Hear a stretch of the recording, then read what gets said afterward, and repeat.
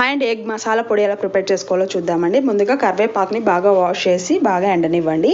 ఈ పొడి ఎగ్ కర్రీలోకైనా పొడి కూరలోకైనా వేసుకుంటే చాలా టేస్టీగా ఉంటుంది. వీటికి కావాల్సిన పదార్థాలు కరివేపాకు, ధనియాలు, జీలకర్ర, కొద్దిగా కందిపప్పు, మిరియాలు, రాతిపూత, ఉద్దిబ్యాళ్ళు, శనగబ్యాళ్ళు, చెక్క, మరాఠీ మొగ్గ, కొన్ని లవంగాలు వేసుకొని వీటిని అన్నిటిని డ్రై రోస్ట్ చేసుకోవాలి. స్టవ్ ఆన్ చేసి కడాయి పెట్టి ముందుగా ఉద్దిబ్యాళ్ళు వేసి ఫ్రై చేసిన తర్వాత కందిపప్పు, శనగపప్పు వేయండి. ఉద్దిబ్యాళ్ళు టైం ఎక్కువ తీసుకుంటాయి కాబట్టి ఫస్ట్లో వేసాము.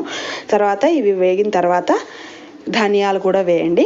వేసి రాతిపూత, మరాఠీ మొగ్గ, లవంగ, చెక్క వేసేసి మళ్ళీ ఫ్రై చేయండి. తర్వాత మిరియాలు కూడా వేయండి.